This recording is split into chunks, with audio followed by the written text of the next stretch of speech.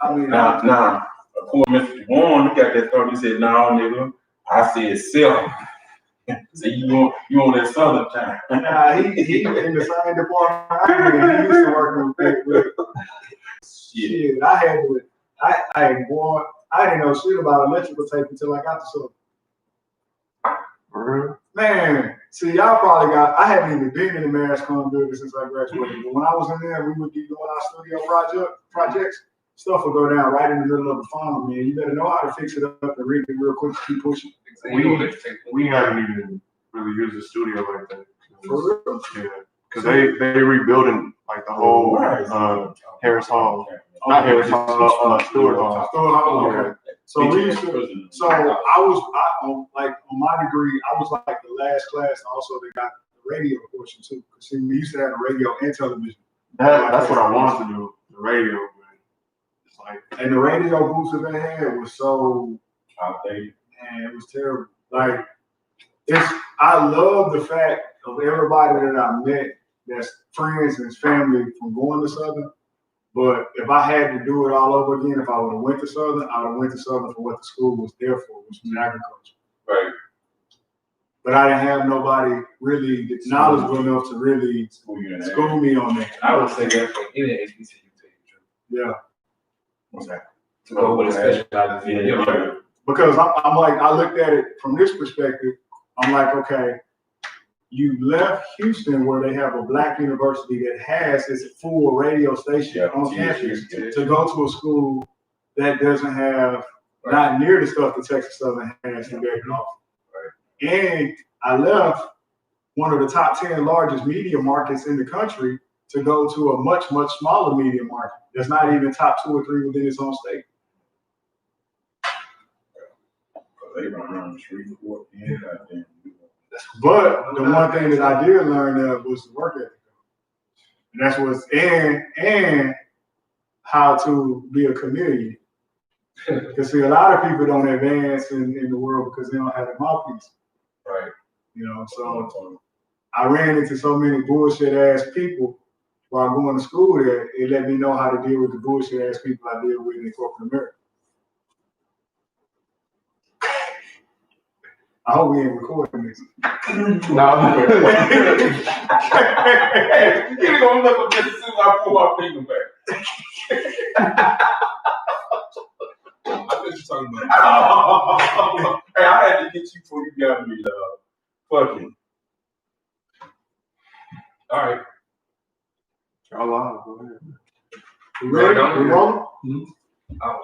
All right. Thank you, everybody. Welcome to another episode of It Is What It Is podcast. This is actually our inaugural podcast where we have the three amigos with us. We're doing this for Father's Day. We're going to recognize all of the fathers across the country, recognize our own fathers, and just talk to you all about ourselves as fathers. And so, right here with me tonight, to my right, I got my man B-Dub in the building. What's up, people? And I got to my left here, Buddy Love in the building. What's happening? What's the deal? So what's good, fellas? What's been going on? Everything. Man. Everything is everything and anything. Yeah, it's been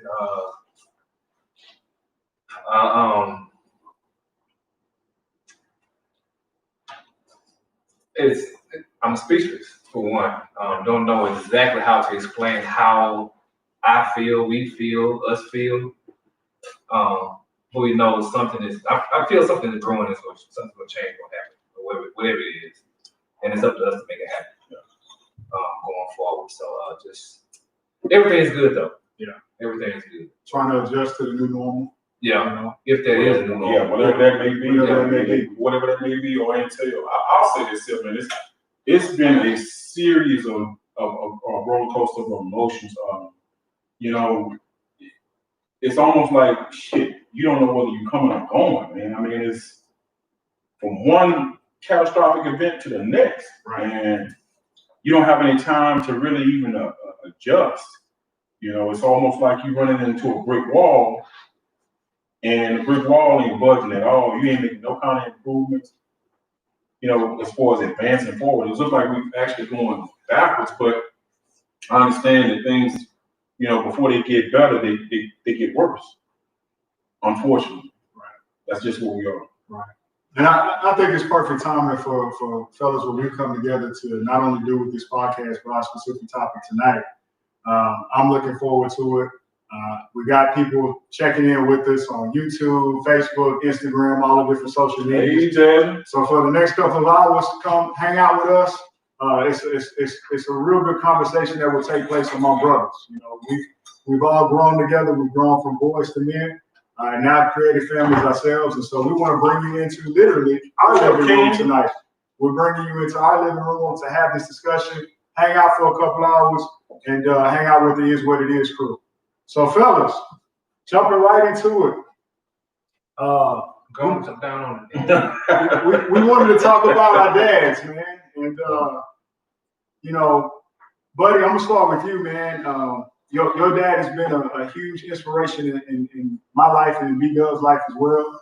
And just kind of introduce everyone to your father, our fans out there and our people, our audience that's watching.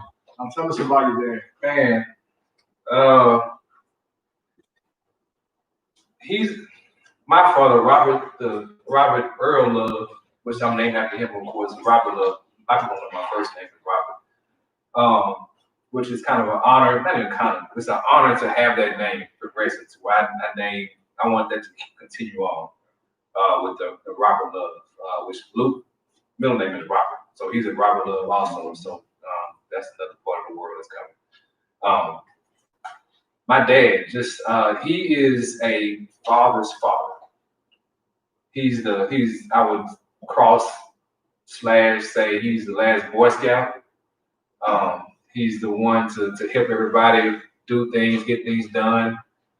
To chime in when you need him to chime in. I don't know. He's just that guy, And you wouldn't mind. As I've gotten older, I don't mind taking them places with me because everybody knows, hey, there's some love over there, And he's able to fit in, and that's why I learned from him, if anything. But he's the. I don't know. It's hard to explain, which you all can feel this too, just to know that that your father is there, and that speaks volumes for me is to know he's there, for whatever he's there. I'm not comparing it to God, but God is our heavenly Father. So it's like He's giving an example. He's the I am.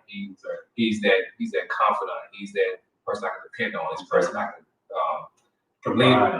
confiding, lead into when I have a question. The person who I want to help. He's also he's that guy, and you all can attest to that, to where every time I go to that house, somebody's over at Mr. Love's house trying to get something fixed or just stop by and talk to him, somebody we know. So we just I don't know, he's that dude, man. I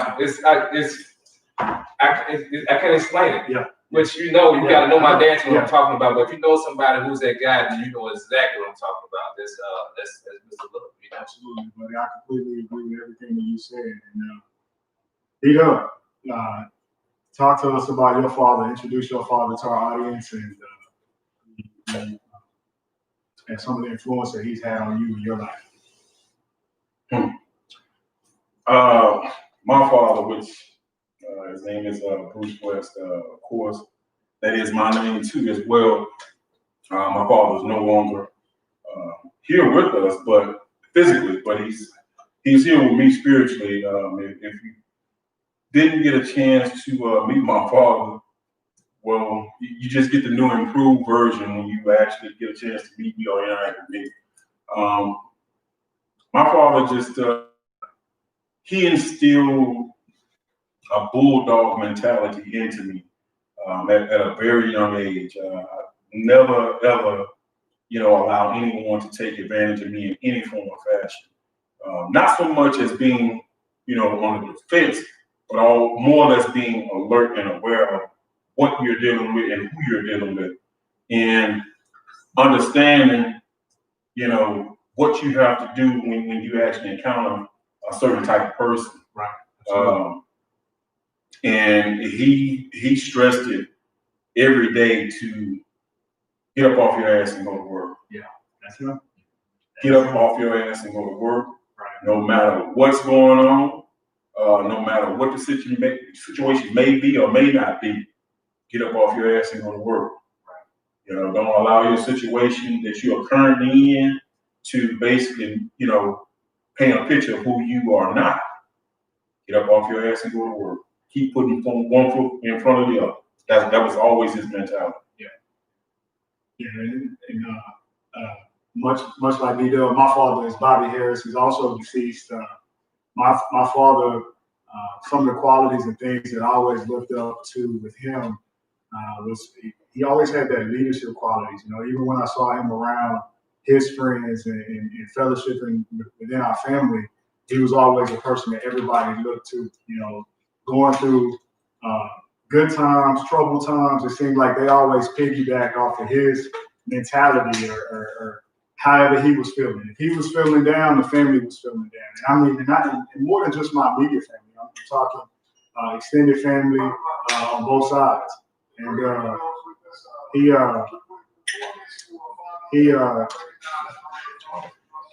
got technical difficulties here with Mr. D-Dub. We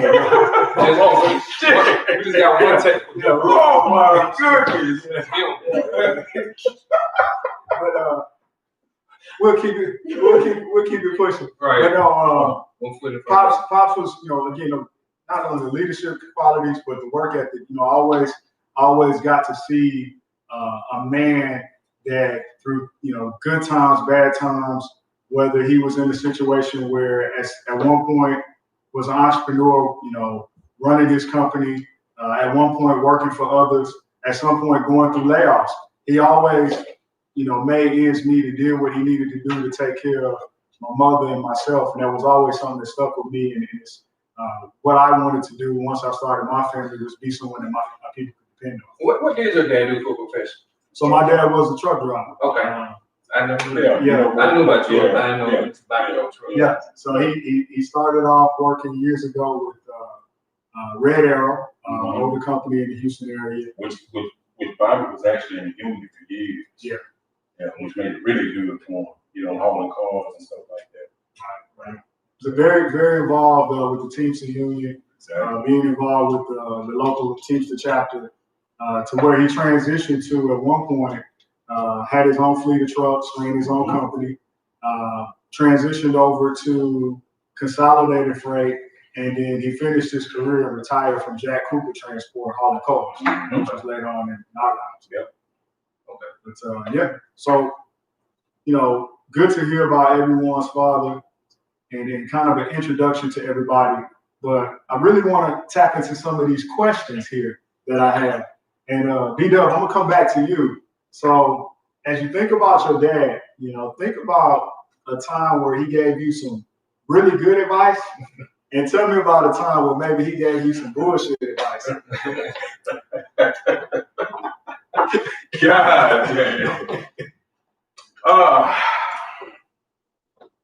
Really good advice. I'll start with that first. Like I said earlier, my father was always a person who tried to make me aware of my surroundings and be careful of the company that I kept. By me being a person of stature, you know, as far as height and body size, my father would always say, he started saying to me at an early age, around about 15, 16 years old, because I started to grow pretty fast, really around about 12 or 13. Right.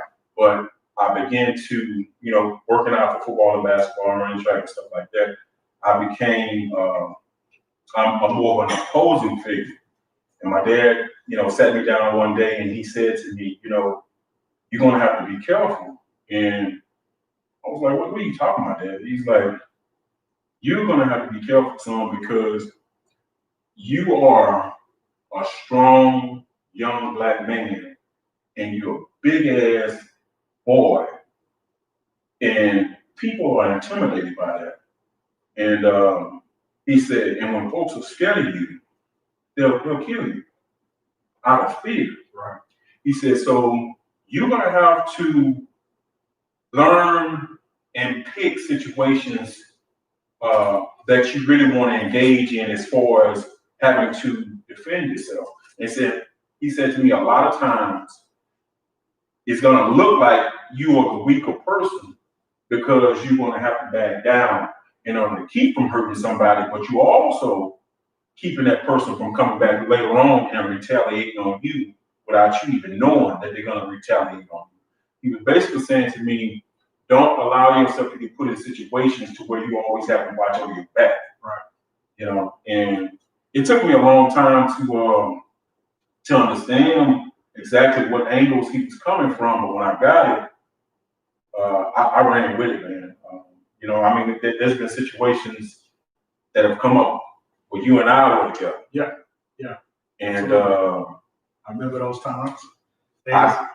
Shockingly, times when we got out of it, but based upon, you know, your father's advice, actually helped us get out of it. Yeah, because it really could have turned tragic. Absolutely. And I'm not, you know, I'm not trying to sound like a Billy Badass or nothing like that, but it wasn't going to be tragic for us because that fear that my dad talked to me about that people will kill you out of, that was going to be the motivating factor for us to do what we had to do in that particular situation. So I still, you know, allow that conversation to resonate with me, even as I, you know, gotten into my 40s. Right. And it still hits home, man. I even have to talk to my child about that now, you know, about her being an opposing figure as a female. But that still does not, you know, basically give her the leeway or in or out of situations. She's going to have to think and, you know, be a swift thinker at that. Right. Right. So now let's transition to that. So we got that good advice. You know, those survival skills is what, you know, your dad gave you there with that good advice. But on the keep talking, just keep talking. On the opposite note, talk about a time where maybe he gave you some advice that wasn't necessarily so good.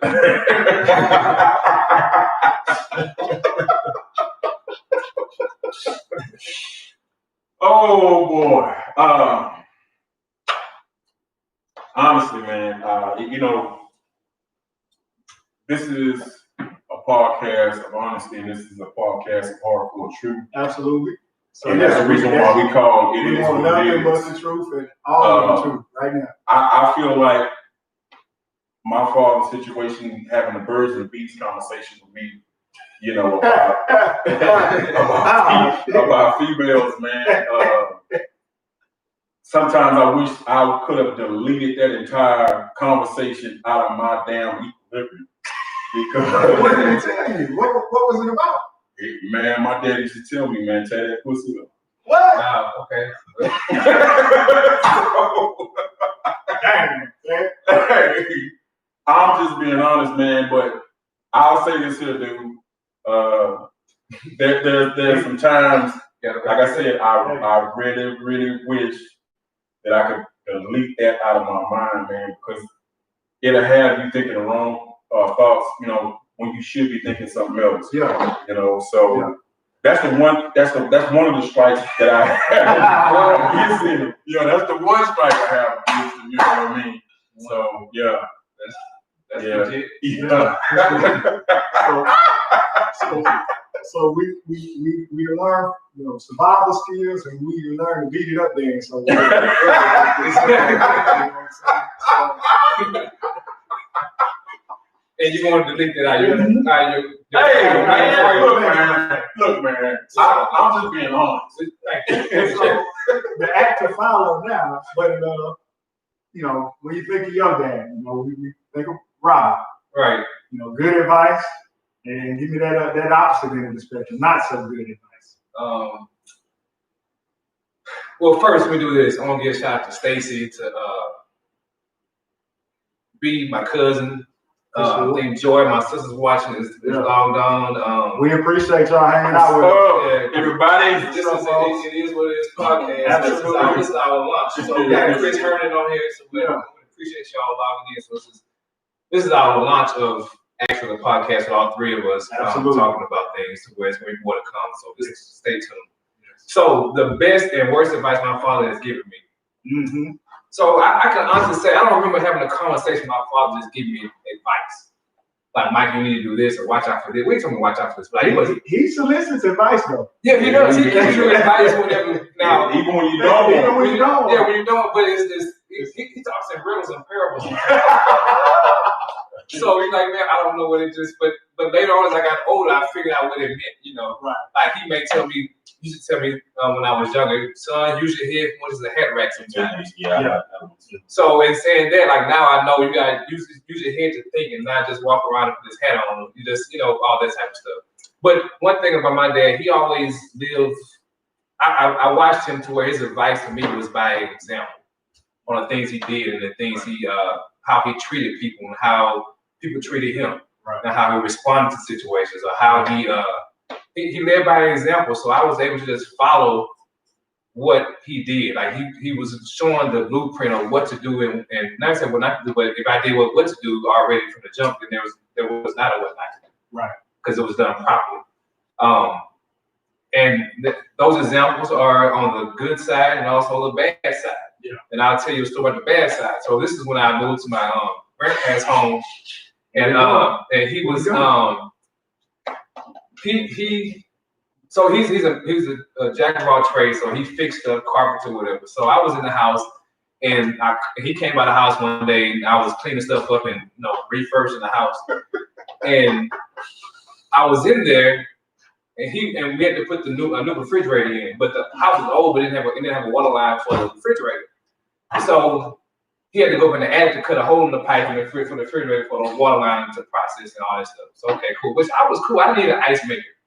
It was just me, so I could do a little ice in the trays, and I'm good to go, because I was calling every day anyway. Nah, we gotta do ice maker. Okay. So he goes up in the attic.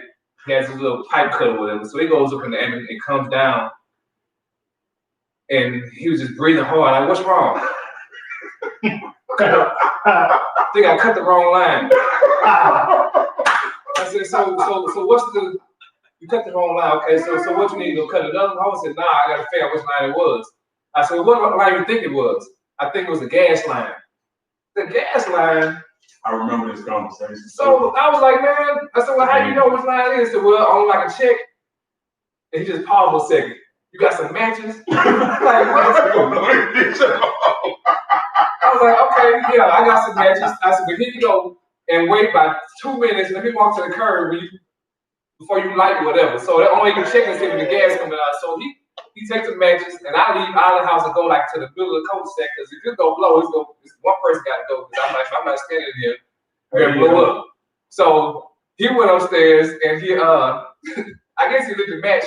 And came down, he's like, man, shit. It's the gas line. I'm glad you came back and figured out the gas line. So, but the killer part of it was the way when he checked it, or when he figured out there was a gas line, he was doing it when I wasn't at home.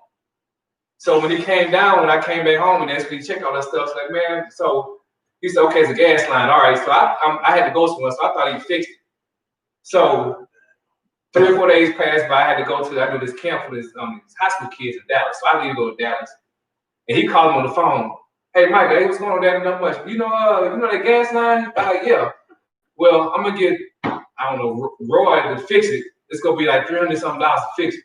First of all, I'm thinking like, I didn't cut the gas line. Yeah, exactly. So why you tell me how much it costs?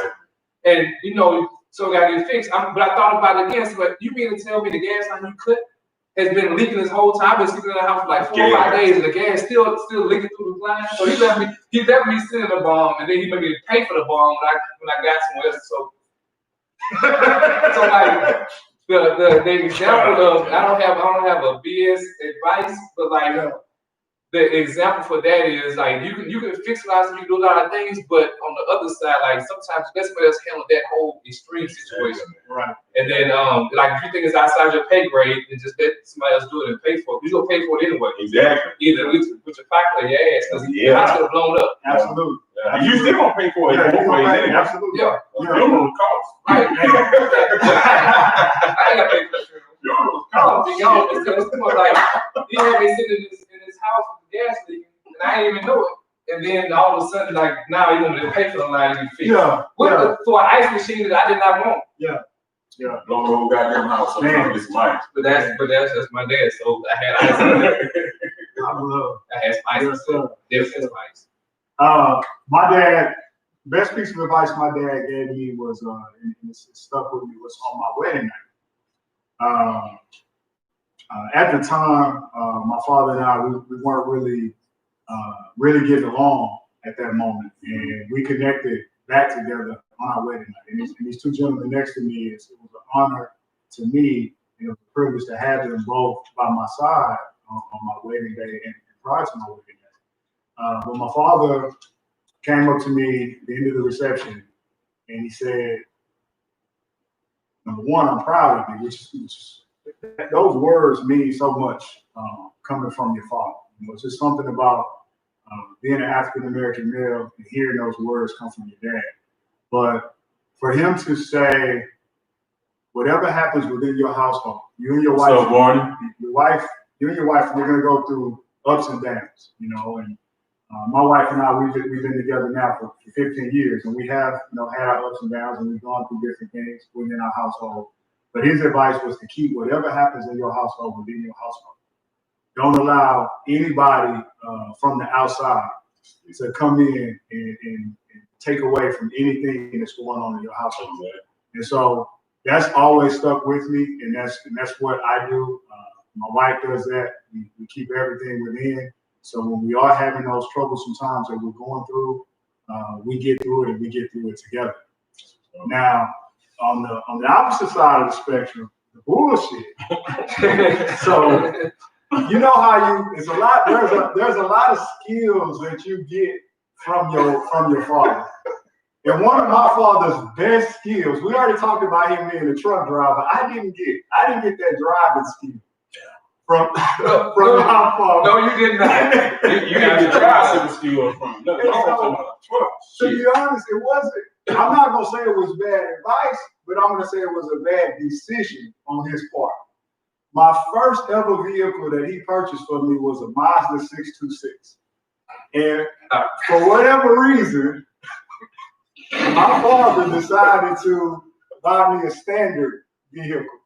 These guys probably don't even know that. I barely could drive automatic. Shit, you barely could walk. What are you talking about? So my dad is telling me, oh, it's nothing to it. The best way to get started to learn how to drive is learn how to drive with a stick shift in the standard. Oh man. So I'm looking at the gears. What's up, Daniel Coronado? I'm looking at the stick on this thing, and my dad keeps telling me, son, there ain't nothing to it. It's just like an H pattern. So here I am with my hand, I'm figuring out, how does this H shit go? You know, I couldn't figure it out. So one day, it's the summertime. We bought the car in the summer. One day, I get up, got my new car. Nobody's at the house. I call my boy Slow Dog. Now these guys, they know the Slow Dog. We had just met a couple females maybe a week before, and we decided to take them out on a date.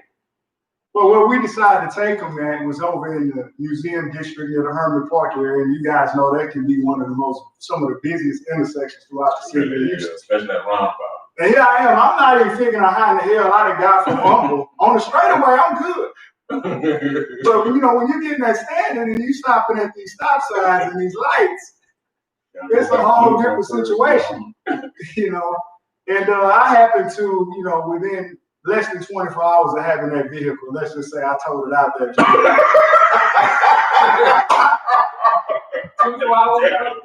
why we ain't nobody call. So you ain't even had a tool to engage. I hadn't even had time to get the insurance. So we get out the vehicle, and the lady's like, "Sir, where's your insurance card?" I'm looking in the glove compartment. I know damn well it ain't my card. So I give the lady my information. I be a good Samaritan. Here's my driver's license. Here's my phone number. And the lady called, and I didn't answer the phone. I thought I was gonna be able to get out of there. Somehow in the hell, my father found out about it, and that was a decision that he ended up having to pay for. So that was not necessarily bad advice, but that was a bad decision. Individual out into a new car that was a standard vehicle, and I didn't even know how the hell really to drive an automatic. That was Bobby G for you. Yeah, Columbine Classic. So I'm telling you, man. So, buddy, a lot of our podcasts, we talk about, life culture, but we're also sports focused. So, right. Tell me about your experience coming up with your dad, maybe introducing you to a particular sport or having support from him while playing the sport. For one, I can say he was always there at all the games, from Little League baseball, which in the sense he was always there. He was always super involved. Like in the sense, super involved. He was a coach. Right. And I understand that now as a father, on him taking the next step and being a coach and taking that time and being involved in different things that had going on, such as like outside of sports, like Boy Scouts. Yeah. To where, and that was just, it allowed for quality time between he and I, even with sports, where I remember Little League baseball, he coached there. Coming to middle school, of course, he couldn't coach me, but he was a coach at another middle school. Yep, Burbank Middle School, and Darwin also. Yep. To where he was a basketball coach, and he saw, like, as I was getting older, when you're younger, you can't shoot the ball properly because it's too heavy. Right. But then he saw that I was old enough to shoot the ball properly, so he taught me how to actually turn, instead of shooting my heel, shoot more like you're supposed to shoot. Right. And he taught me how to shoot a basketball properly. Even when I was running track, like he was a track coach, so he brought some hurdles home, and then I'm running doing hurdles in that little dead end cove right there by our house. Yeah. So I'm running, trying to get that down. But he was able to get involved and just make sure I was there and be as successful as possible in those sports. Yeah. And one way he was involved was just about supporting and motivating me to just do the best I can. Exactly. Not that I was the greatest athlete or anything, but if I tried hard, then that's good enough. Yeah, exactly. And he gave me that motivation. Okay, you're trying hard to where, and then he'll see when something's not going right, coach wise, or even just, he'll tell me in a life lesson on what I should learn from that situation. Right. All the way through high school, man, just sports things that they're going on, and just which Bruce remember this, the situation that we were going by then. This is like might have been that junior senior year to where it was some bullshit. Yeah, and so my dad so I'm not gonna go into the story. My dad told me, say, if you go back, then you're going to have to pay for something you didn't do. Gotcha. Okay. Man. So it was a not say life altering, but a direction altering process for me, which I'm glad it happened. Right. To where I don't think I would be where I am today if I would have stayed focused in that same way. Gotcha. So he showed me the life lessons part of sports, but then also supported me in whatever I wanted to do. Like I went out for baseball my senior year, which was some more bullshit. Right, that happened to. I didn't make the team, but it's just a whole other situation with that. Well, that's on another topic. It's a whole other topic. That's a future podcast. That's a whole other topic. Exactly. Yeah. So just but just the opportunity to relate to him, and he was there and he was watching me. Like it's something to say when you look in the stand, you see your dad looking at you. Oh yeah. Hey, nigga, that's important too. And that's to tell you, you might not be doing the best, the greatest at the game, but he still supports you. It's not, a lot of times it's not you might whether or not you're performing well or you're not performing above average standards. The fact that you see that you have the backbone there, right? Man, that's huge, dude. Because that'll propel you into the next atmosphere. That alone. I don't care if you're not the greatest athlete. That will prepare you for whatever it is that you're gonna do in life. Right. So, Vaughn. I know for a fact with my dad. I want to shout out. Thank you everybody for tuning in, and it is what it is. It's our inaugural podcast. We appreciate y'all. This is our Father's Day special. We're in the midst of talking about our fathers at this point, and the next we'll eventually transition and talk about ourselves as far as what we're doing in fatherhood. But Bruce, talk about your father and sports and his involvement within what you did from a sports perspective?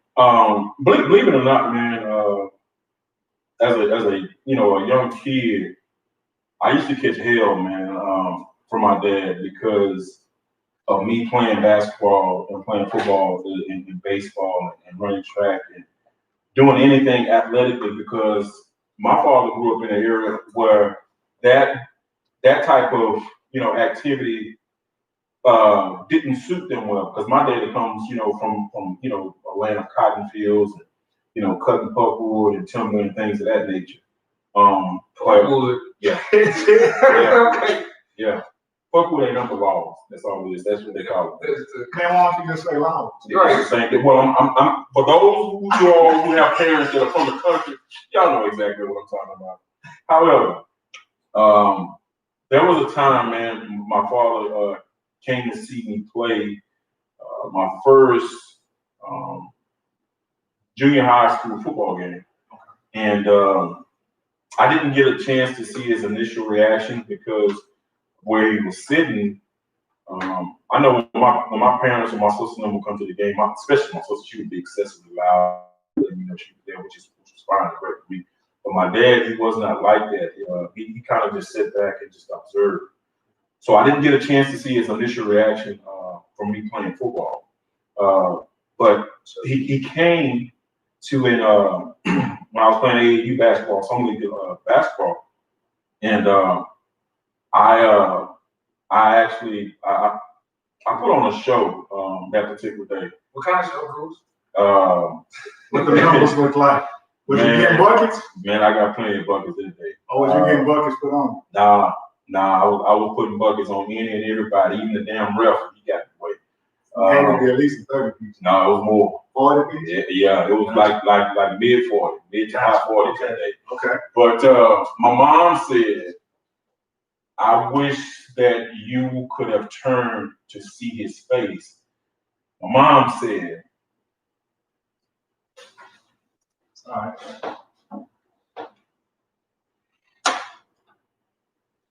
that he had crocodile tears rolling down his face because he had no earthly idea that I was that good. And Made him proud. It was he got to see his son out there performing at an extremely high level. And he felt like he had a lot of involvement and you knowing that you had that support from him is part of the reason he was shining the way he was shining out there.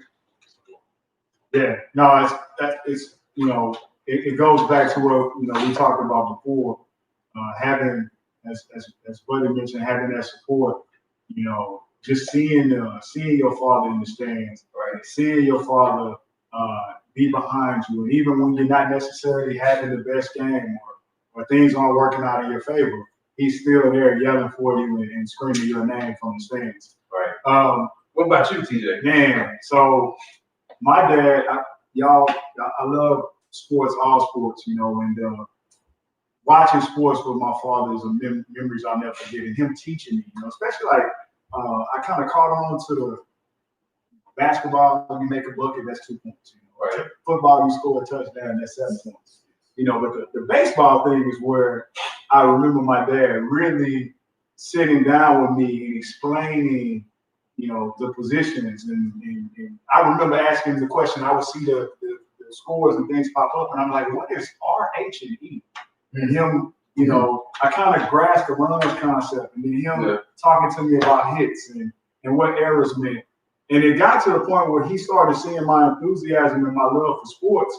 Is every morning before I left for school, I would sit and eat breakfast, and my dad would make sure the sports section was on the counter waiting for me. Yeah. And so I would actually, and Micah's, he can remember, and so I would sit there and read, all the stats, and that started at a young age. I mean, we're talking elementary. Yeah. So by the time I got to middle school and high school, I'm the great debater when it comes to sports and having all of these statistics instilled in me. And then when it came to playing sports, that same work ethic that he had from his job and from him being a high school athlete is he wanted to make sure that I worked hard at whatever I did and I always gave my best, but he also wanted to make sure I learned the fundamentals. Right. And I can remember being outside in the driveway, and my dad was like, "You really efficient and you really good with that right hand, but I'd be damned if you ain't gonna know how to shoot a layup with your left hand." And so you're gonna consistently work on that left hand and keep that left hand going to get as proficient and as efficient with that left hand as you were with the right. And I can remember times just being in the driveway like, I'm tired of this. I don't want to do this. But he constantly making me doing layup after layup after layup. So again, it's still in that same work ethic that he had into me, to where not only was it that way for me in sports as far as giving my best, but it also transitioned to one another today. Right. That in sports, that's kind of how we all met, to tell you the truth. Yeah. But I just see Yvonne Estrada Thompson. She's like, "Hey, Yvonne, what's going on?" What's up, Yvonne? You chimed in and asked a question about your son, AJ. You have a question? What's up, Charles? Thank you. Okay. He said AJ doesn't have a father out there, which, shout out to all the veterans also, because that's absolutely. And Yvonne knows she has a special part in our heart, exactly. and what she does and what she's doing. So we just want to give you a big salute and just we're praying for you always. Exactly. Awesome mama. Yeah, exactly. Awesome mama. So how would you make up for that as a mother? That's a tough one. Yeah, it's a tough one, but I would say honestly, you probably can't. Yeah. Because and when he said this story, then it'll this is how you can make up for it, which is it's more organic than anything else. And it's not when I say you can't, because you're not the person who's going to, show him how to tackle. Or, right. You may know baseball. I don't know if you jack of all trades, so you may know all that stuff. Well, actually, baseball, she's actually, because I've actually gone to see AJ play before. And she's actually a damn good mom, as far as teaching him the mechanics and keeping him focused, during game situations. But if he starts to play football and he needs to learn how to tackle, I have no problem showing him that at all. Okay. So let me tell you the story. So one thing I learned, that's how and I was going to this, where Yvonne, you'll catch what I'm saying when I finish the story too, where I remember the first time I met TJ, I was in second grade and third grade, and they stayed, his parents stayed right around, his walking distance, like 2 blocks away from my house. So I was going around the corner, and TJ had just got a new basketball goal. And I think it was you, JJ, I think Charles was out there. So this was like maybe 10 kids out there playing basketball in the driveway. And I was new in the neighborhood, and I wanted to play. Now, and I was so young that I didn't know what next was. So I ended up having next. And by the time it was my turn to play or to pick my team, everybody was going in. My dad had showed up around the corner too, just going around the neighborhood. So by the time he had showed up, and everybody, it was time to go. And I was so mad in the first grade. I was crying. Like, I want to play. So my dad was like, my niece. What's going on, Lisa? My dad was like, okay, don't worry. But then the thing is, TJ's dad came by and said, hey, how you doing? He's been my father then. And shook his hand. Then he shook my hand and said, hey, man, what's your last name? Mike. It's okay. Well, Mike, I'll tell you what, next time we play, you get the first game. Right. So I went by that next day and I had the first game. So he stayed true to his word. But then too, as time passed, like that goal failed because I don't know what happened. Somebody going to TJ New York? Yeah. Nick from Southfield. Next time. Wow. Next time. All right, Nick, you guys. So after Nick got a hold of it, the goal failed, but my dad ended up putting the goal in that little dead end area. So we were there. And that's when we used to have battles. No shirts and skins, though. Yeah, no shirts and skins. Yeah, you guys show respect to the neighborhood. No shirts and skins, but everybody came when they played. Everybody know what that goal is. Yep. But that was also whenever Bruce was around, TJ was around, but we all learned from the men, the fathers that was in that area. Yeah, you talking to words on my mom. Yeah, so like it wasn't just in answering Yvonne's question, like it wasn't just one father who taught us things to where I think now you have to be more intentional to create that village and take your kids around people who you want them to be like. So that's why I would say I don't know if you can do it just as a mother by yourself, but it's going to take, of course, it's taking more than me to raise my children. I include my friends, my brothers. But then, too, I wasn't raised by one man. So I learned stuff from TJ's dad, from Bruce's dad, from JJ's dad, from Mr. Chestnut. from everybody, and saw what was going on. So and if even if my dad would say or to chime in, he could, would say that he wasn't the only solo influence on my life as a male. To where I think the village, what you select, will allow you to instill those things into your son. And I know you got 3 people sitting here that he's a cool little dude, so he actually gonna hang with me. I can get him some trouble.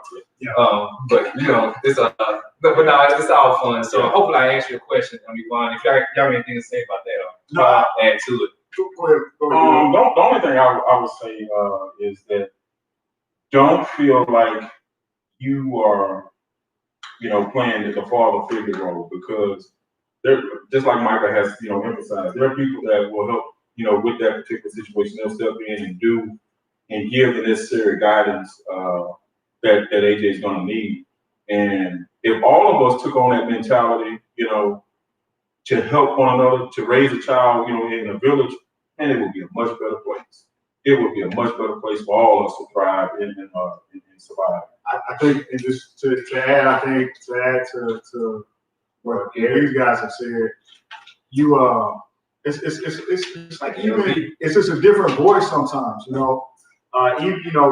Your kids sometimes, my kids, they get tired of maybe hearing the same voice over and over, right? And then all of a sudden you have, maybe it's an uncle that comes in, or one of your friends or somebody, they say the same exact shit that you're saying, and just because it came from them, they're gonna start listening to it. Right. It's like, and you sit there like, damn, I've been trying to tell them the same shit for the last 6 months, and they ain't even listening to me, but they can listen to him. That voice box changing is coming from a different perspective, so they feel like it's refreshing and brand new. Absolutely. Therefore, their ears are going to be sweetened to somebody else's voice. That's just crazy. Yeah.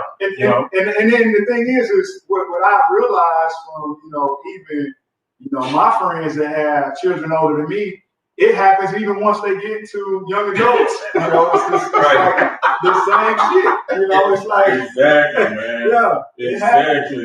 So let me chime in. So Larry Brooks said, "You remember you dunked in the 7th grade consistently." Now you knew Larry in 7th grade. I know Larry a long time. I didn't know that. LB, man. LB, yep. Shout out to you, man. It ain't all me and Larry and Michael done dunked together. Yeah, man. This is my father. Yeah, it is. So we got What's Curry, we got What's Up Shade. What's going on, everybody? Appreciate Hello, y'all chiming in. Appreciate everybody chiming in, man. Nico Stevens. This is all the Nico, what's good? I'm representing. Bring your ass out down this song. Take you some time, man. Miss Jenny. Hey, Miss Jenny. John, what's good, John? Said. Who else on here, man? That's a lot of people. So just transitioning real quick. One other topic when it comes to our fathers. Finish your whiskey, Daniel. Before we transition into ourselves as fathers, I want to touch on this because this is a very important topic as far as what's going on today as well. We want to talk about interaction with the police. So we've seen a lot of police brutality, a lot of things going on our TV, and it seems like it's happening to us. So when we see this happening, George Floyd, most recently, we talk about Ahmaud Arbery. These are people that look like us. Exactly. Talk about a time, and V, I'll give you this question here.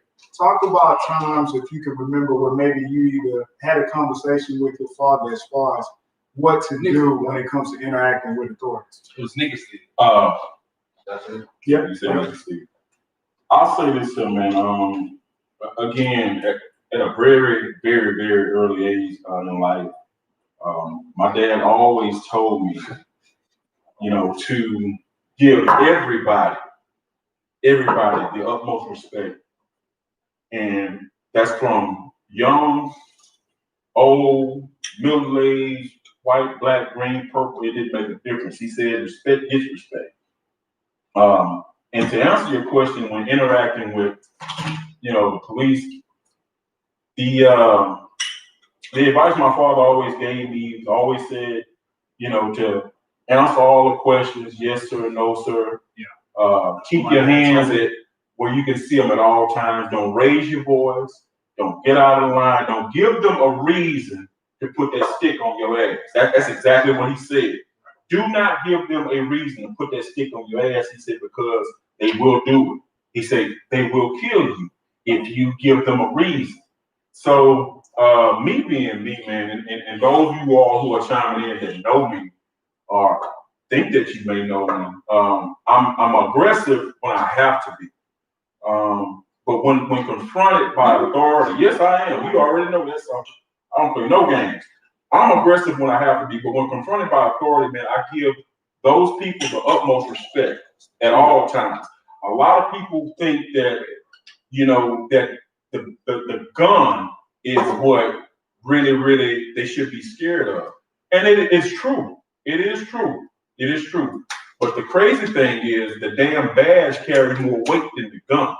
So you have to respect both of those entities if you expect it to make it to your destination or wherever it is you may possibly be going or coming from. So I was always taught to give them respect no matter the situation, even if they get out of line with you. Yeah, give them respect. My dad taught me that as well. Yes, sir, no, sir, yes, ma'am, no, ma'am. Exactly. Have respect for authorities, and you hope. We always he said, what you hope that would earn you is that same respect. Exactly. Now, is that always the case? That's not always the case. Not always the case. That's not always the case. But that's what we're hoping for. That's what we're giving that respect. Exactly. Buddy, what about yourself? Anything that you can remember from talking to you? It was when if you get pulled over. First of all, don't do nothing stupid to get pulled over. Yeah. Don't bring any attention to yourself. Yeah. Turn that radio down. Yeah. All that. Not in this. Pull your pants. So even the driving part. So I'm driving this big ass 70-feet beautiful Mercedes. Boy, which was beat down the block. Like I used to go to the. But this was the transition from riding the bus going to school. So I used to go to the bus stop and pick up everybody. The car was that big. Everybody in the car. Yeah, exactly. The bus. Nobody left the bus stop because everybody would be. We driving, but just having that car and that's of course attention within itself. And my dad said, "Don't bring attention to yourself," but it was the same conversation that is sad that your fathers had with you. Yeah. If you get pulled over, take the keys out, put them on the dashboard, put your hands on the steering wheel, and don't move, look straight, and yes, sir. And telling somebody that to where it's not about justice, it's just make it home. Yeah. Regardless of what happened, just make it home. And that was something that it resonates now, of course. So I was reading the comments where Ron Garrett and I think April, they both said their kids are scared to drive now. Because of those situations, which is very unfortunate because that's a freedom that you have as you get older. Yeah. Like I want to drive, but it's just now it's a hindrance or just a anxiety to drive at times. Or even where you even drive is an anxiety now still. But just in the whole conversation is the same across the board, which is sad that we had those conversations, and hopefully things will change by the time our children. That's another story. To where it'll change when they get old enough, which will take some time. But still, I had the same situation. And my dad, same thing. But to add to that, is who you hang with too. Right. Your group. We've always, tried to hang with a group of people that thought the way that we thought. Right. That acted the way we acted. And you know what we also have done a good job of, and I don't see this happening with the generation these days as much as we policed each other too. Oh yeah, right. So it was if I thought B was gonna do something dumb, or Michael was gonna do something dumb, I'd be like, nah, man, we don't do that dumb shit. We can't do that. Right. A part of that. We never really tried to bring any attention to ourselves from a negative standpoint, but if we felt it going that way, we tried to de-escalate the situation. Absolutely. Very quick. Yeah. And even if it took us leaving a particular area, man, to keep from getting into an altercation or any type of situation that was going to turn out for the worst. Right. Like I said, man, there's been some occasions, dude, I know for a fact it wasn't nobody but the grace of God that have saved all three of us. And the fact that somebody's been praying for us, when those situations do arise, keep your head on a swivel, think clearly, do the best thing for everybody, not just for yourself, but for everybody. I don't know what's going on with a lot of younger kids, teenage kids these days, because the only ones I interact with is my niece, and she just finished high school this year, but I don't see her as much to know exactly what's going on with her peer group. There's a lot of kids, man, that they have no substance to stand on coming from wherever it is that they come from. So their decision making is going to be poor. That's why we've been blessed. Exactly. To speak about our fathers now and going forward, and possibly passing on that knowledge. Exactly. Because a lot of times, and I'll get into this too, a lot of times, even the knowledge that we're saying that our fathers are passing on to us, that's one thing that, society does, we don't communicate. No. Right. To where if you have the knowledge, you don't pass it on, then it is kind of dead, right? Yeah. And it's useless. Yeah. And you're a useless person if you don't pass the knowledge on. What is the difference you not to you have certain knowledge and points and key information that you can just feed off to someone else to help them along in their life, which we're all here to help somebody. Yeah, right. We may not adhere to that at all times, but we're here always to help somebody. It's not a selfish situation, man. You never know what kind of words you can give to somebody, man, that will propel them, 10 or 12 years on down the road. Because I'm gonna be honest with you, there are some times, man, that I'm alone, I'm doing stuff, and I hear you all's voices. Yeah, I was gonna say that. Like, I kind of know where it's coming from. I know he was gonna say some shit stuff. I just want to know what you can tell you. Yeah. You want to hear it? No. You want to hear it? No. Really, it's like this here. No, that's bullshit. Yeah. That sounds like him. Yeah, that's the voice I hear from him. Exactly him. That's bullshit. Yeah. Don't do that.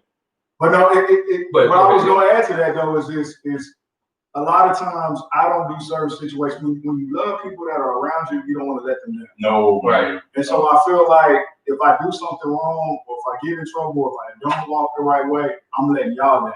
Yeah. And I don't feel like I've ever let you all down, and I don't feel like I'm going to start letting you down. So that's just my mindset and focus on that. But even in your father's being absent, my father's being present, to where that's the same mentality I'm having. Like I don't want to let my father down, especially something that he's taught me already. And then I do something stupid, and man, I told you, I showed you how to do it. Right. But on the flip side, whenever you do something properly and you able to do something, well, it's something my dad showed me, so I'm doing this and I did it. Right. Like it's a sense of pride that you have. It's something you learn from your father and going forward. Okay, well, I did this, and set this up, because he taught me how to do this. Especially my dad is very handy to where I'm doing handy things, because I'm a firm believer. My pastor would say, Abel Patterson. Yes, sir. So I always say, more is caught than taught. Is what it is. Yes, by the way. Yeah, absolutely. LP, absolutely. That's Bruce and I pastor now. So shout out to LP. What's up, man? But he said more is caught than taught, and I caught a lot from my father just by being around him. But now I'm able to make him proud in what I'm doing, and thinking back in my mind, hearing that voice like, "No, that's not what you should do," or knowing that I shouldn't do that, and I'm going to make him proud by doing the right thing. Right. I'll say this, man. I tell anybody in the world that I run across, dude, I run with a select few. I say with the select few that I run with, man, they carry a lot of goddamn weight. And I say the weight that they carry is not a burden weight. It's the type of weight that's going to hold you down and anchor you, as opposed to burden you and get you in some real trouble, man. Right. So I think God that alone, man. Well, man, I want to tell, as we move into our next topic here, I want to transition to. Oh, yo, what's up, baby? I want to transition to by telling you all, as fathers, like for me to be able to see y'all and us growing up from young kids to be able to see your interactions with your own children now as fathers, I'm proud of y'all. I don't know if I've said that or if I say that enough, but I wanted to take the time out on this particular podcast tonight to be able to tell you all that. And I see Michael's interaction with his sons. I see your interaction with your daughter. Michael has 2 sons. B-Dub has a daughter. I've got 3 children, 2 girls and a boy. And so you gotta stop there. We're proud of you too. Exactly. Extremely. Extremely. All right, now continue. Thank you. I appreciate that. Man, it's been a pleasure and an honor to be able to see that. And I want to continue to see y'all do that. And when it comes to your kids, kids will have, you'll see them at a young age they're finding themselves. They're trying to figure out where their interests are. Mm-hmm. And what do you do, buddy, to maybe where you have to stand back and recognize what their interests are, what they're not interested in, and how do you support? You know, we talked a lot about support from our fathers, but Right. as a father, how do you support them when you recognize their interests? I try to go all out in it. To where Luke, he's 6 and Lance is 2, so it's kind of the discovery phase for both of them. With Luke, his thing is anything in the water. Fish, sharks, I mean, you name it. What was he educating you on the whales? Was it? Yeah, I told him something. He said, "No, that's not right, Daddy. That's a whale shark. We need to go to the Georgia Aquarium so we can go see a whale shark captivity. Yeah. And then we need to go to the Mystic Aquarium in Connecticut to go see manta ray. Man, what do you know about Connecticut? Yeah, nothing. And all, but he know he needs to go. He knows the Mystic Aquarium is there, so he know that much. Yeah. You know that much. Like, more than we did. right, exactly. But one thing I'm trying to teach him to where he's in knowing that he has access to go places. You know, like the Mystic Aquarium, he thinks Connecticut is around the corner. Yeah. But he knows he can go, so he's asking to go to these places. Right. Which we travel with him quite often, so just give him the exposure in that sense. But in knowing that he loves fish and this and that, so what I did, I was like, man, since you like it, let's go all the way in on it. Yeah. Absolutely. So like he has too many damn toys of fish and whales and all that stuff. But now like on one of his walls, I just did like a big fat head thing. It's like wallpaper. It's like an aquarium on his wall. Right. You know, and at nighttime he's talking to these fish like they're his friends. Yeah. Right. You know, and then he's watching on YouTube all these types of things with aquatics, and he memorizes this stuff, and you walk by his room while you talk to him, he'll start reciting exactly what the guy said on YouTube about his name. Hi, this is so and so on whatever TV show, yeah. And he's just reciting that like he's putting on his own show. Right. But like he's in tune to it, so I'm going with that. Exactly. On the flip side, to where like in sports. Yeah. We would, you know, the whole American way, just like have your kids in sports, put them in soccer, this and that. Okay, we put them in soccer. So I put them in soccer. And we went to a practice on a Tuesday, went to one on Thursday, and the game was Saturday. So Saturday, we get up early in the morning. I got to feed them and take them downtown Houston, which is 25 minutes away to go play the soccer game. We get there, the soccer game at 8 o'clock. So we, left the house at 7:15 to get there. Been up since like 6:30, 6 o'clock on the Saturday. Well, I got the 5:30 to get myself everything, him dressed, fed, all that good stuff. Yeah. Man, we get to the soccer game. He's playing, but the kids are running in bundles, but he's playing, but he's just following. Okay, that's cool. He turn around, the other way, he ain't going for the ball. And so at halftime, I said, Luke, let me ask you a question. He said, yes, Daddy. Would you rather be here or go to I'm gonna put this right quick. Cancel. I'm gonna say share the TV next. Trying to figure this out. Okay. Host. Thank you everybody for tuning in. Just want to give a shout out to our audience again. It is what it is podcast. So this is our inaugural podcast where we have all of the 3 co-hosts together, myself, Buddy Love, and my man B-Dub here. We are going to have many guests in the future. We have guests that we've already got commitments from. We have others that we're going to be reaching out to. Since the whole pandemic, this has been our first time really to get together and be in one setting together. We plan on doing this weekly. We've kind of been doing this getting this going on a monthly basis, but we plan on doing this weekly. Hopefully once our sports season starts up, there's so much stuff going on right now, pandemic, the issue as far as police brutality, racism, the protests that are taking place.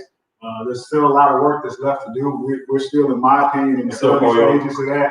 But we hope to be a show where we can come in and do positive things. Like today, we want to focus on African-American males and a positive image. And the way that we wanted to be able to relay this show to you is going to be discussed our fathers and what they meant to us in our lives as strong black males, ourselves as strong black males as fathers, and we've got more to come. But we're going to talk about also father sons as far as in the athletic world as well. Right. But Michael was talking to us about his son's interests and his support for them, and some of the sacrifices that he's making to be able to support them in their interests. Yeah, so continue the story that left off, got cut off.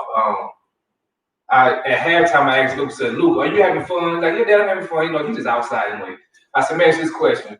This one he loved trains too. Mm-hmm. Like, he loves Thompson trains. So I was like, Luke, would you prefer being out here playing for trains, playing at home to trains, or being out here playing soccer? Oh, Dad, I'd rather be my trains. David, let's go. At halftime, we packed up. I didn't even tell nobody to buy. We just went to the car and left. So I paid my money for him to play soccer, but he don't play that half a game. But I knew his happy point. Right. You know, I'd rather him be happy than me forcing him to be out there playing soccer. He wasn't happy doing it. Right. Especially when you're 5, 6. I mean, why?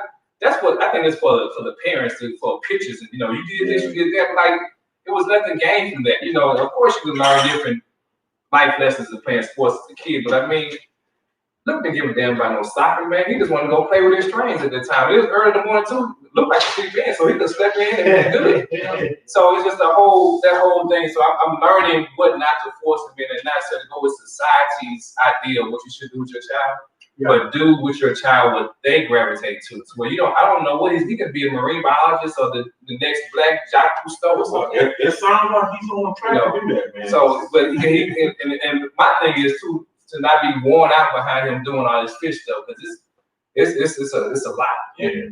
And it's fun. It's fun. You know, I quiz him sometimes, and then he'll tell me something, and he tell me some BS. I'm like, man, that ain't what it is. Because I've listened to it so much, I know that, but it's not right. Well, Daddy, you know, and he'll change it up. Okay, now here you go. So he already give me a nice BS also going forward. So I don't know where he gets that from.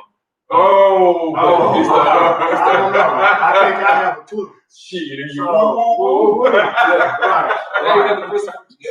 So we done. What's up, Jason? You taught us? Brooklyn, when it comes to identifying her interest in how do you approach it? How have you been able to support her and what she does, and just kind of give us some idea of what's going on there?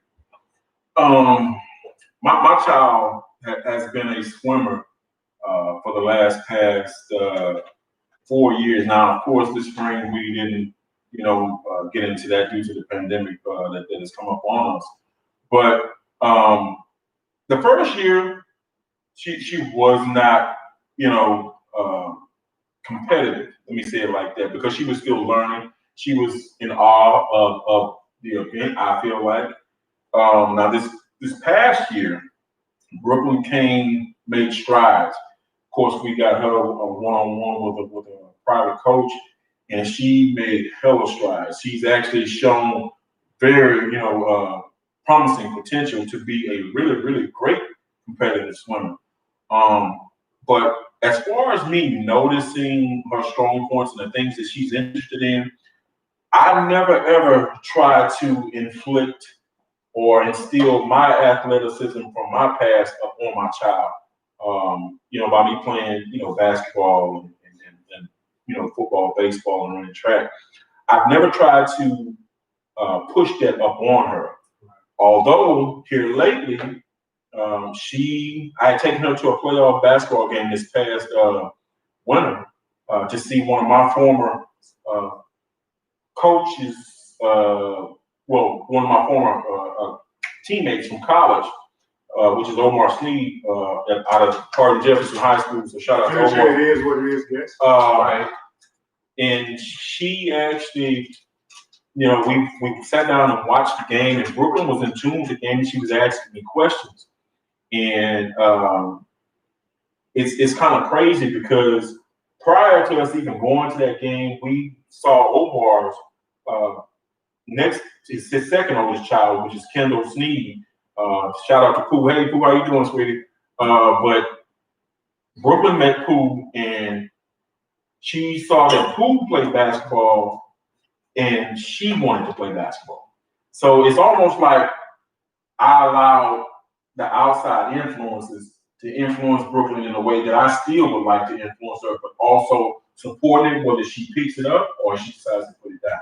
I just don't try to force it with her.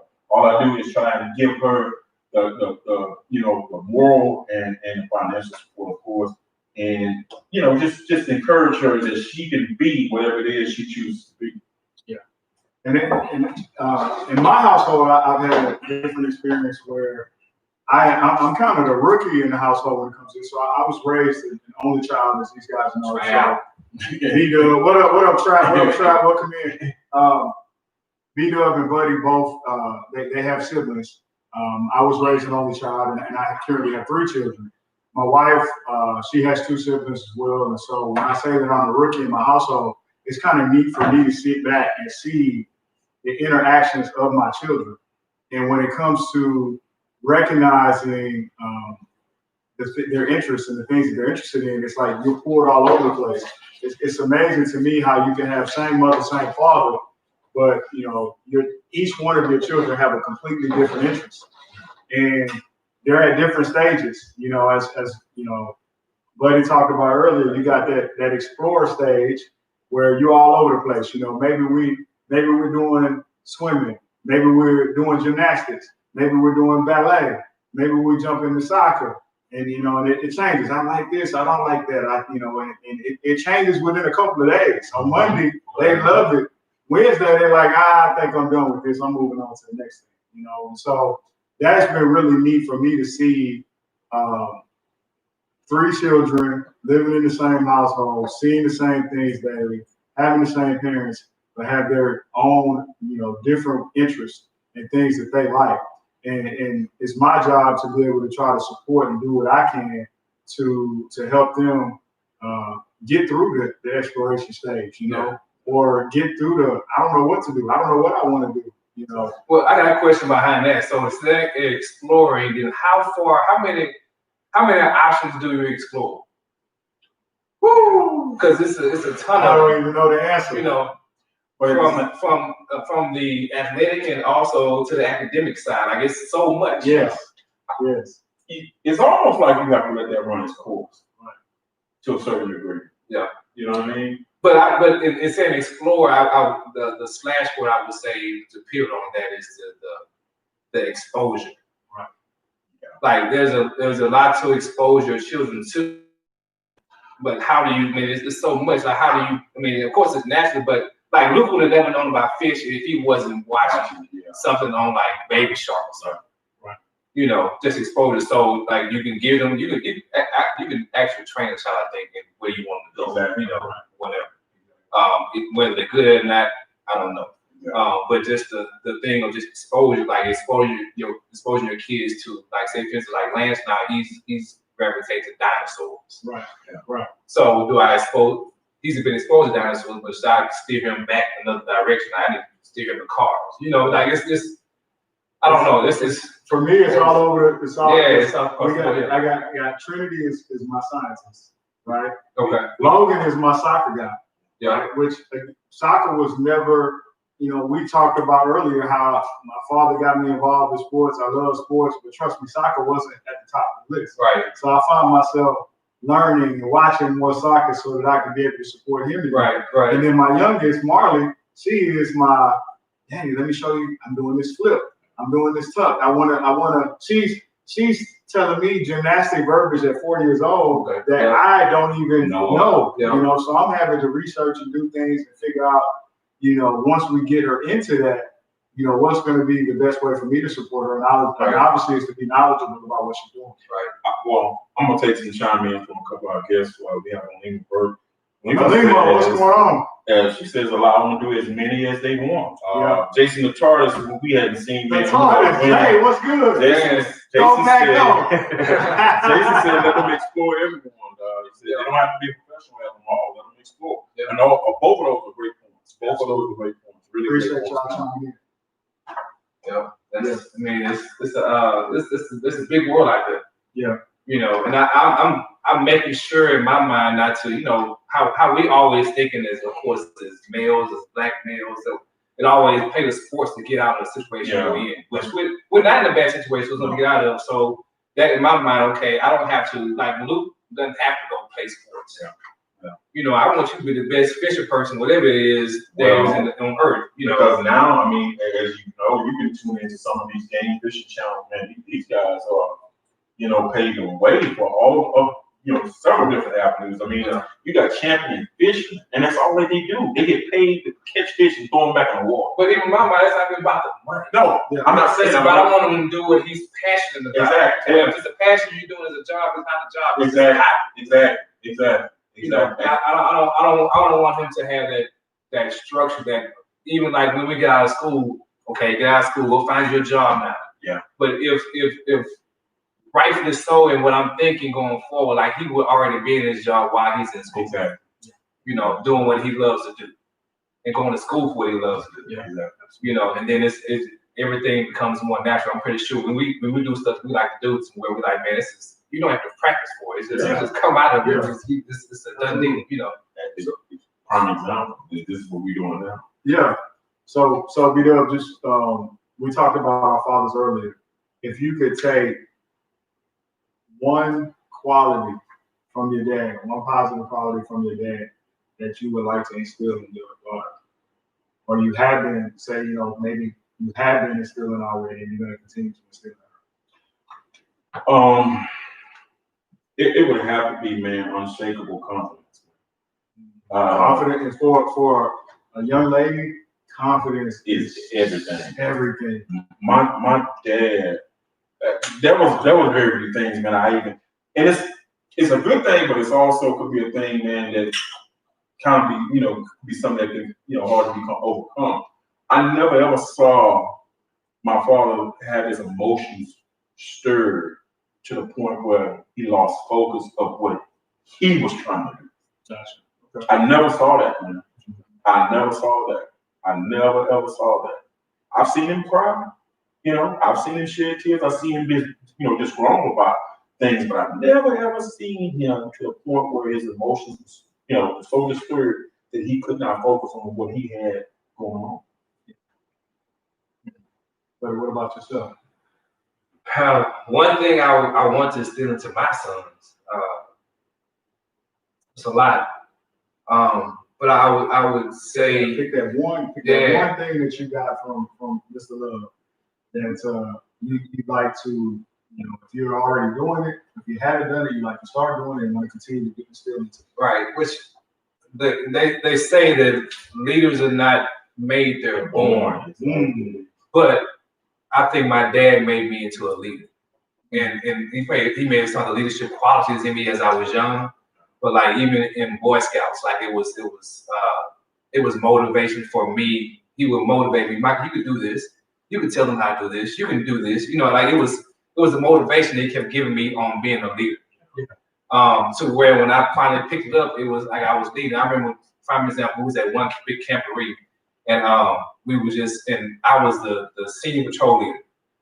And it was just an aha moment. I just got the paper where we had to go find stuff and do orienteering and also go around the campus trying to figure stuff out. So I got the paper. I had people below me who were younger than me, like Clarence was in the troop, and Richard, you know, which they didn't know what the hell they was doing. So man, the only way we gonna figure this out, I got enough love to come on with it. So I got the paper and hey guys, we got to do this. Okay, let's do that. You know, and I was going through the list and we started finding stuff and we were doing it the smart way. You know, and I looked up at one point. I looked at my dad. He's across the way. He was watching us go around. And like he just had a look in his face, just shook his head, like, yeah, you got it. Yeah, you got it. And you know, and I see that because it's passed from generation to generation. So I've always looked at your father as a leader, and you have always been a leader. You know, I can remember times, you know, whether we're in school or if we're with my friends, it could be total chaos in the room. And you always need that one voice to kind of step up and say, hey, you know what? This is what we're going to do. You know, and not only saying this is what we're going to do, but either you're going to follow me or you're going to go somewhere or you're going to go somewhere else. But we ain't finna wait on you. No, this what who on board? We're going to jump on and do this. And that's always been a quality that I've seen in you. That's also something that your father has. Right. You know, that's been passed to you. You're absolutely right. That's something you want to pass on to Luke and Lance. And I am teaching them, like when of course, Luke, because Lance not over here, but I tell Luke when something happens or he tell me his friends did this and that. And I asked him, said, Luke, are you a leader or are you a follower? Yeah. And it's automatic feeling, I'm a leader. Well, if you're a leader, then you wouldn't follow that person doing that. Exactly. Right. And he'll get quiet and think about it, and then of course he brings some fish. But I was like, think about with fish, who's the lead fish? And he'll say a name. You know, I'm grooming him to be a leader instead of a follower, which speaks volumes when they become a teenager. Right. You know, following the wrong crowd or following this person, following that person. So that's something I'm absolutely being conscious of on trying to raise a leader or leaders in the household that we have. You know, and I think that prevents a lot of problems later on. I love this too, because when I think about Big Dog Dad, ultra confidence.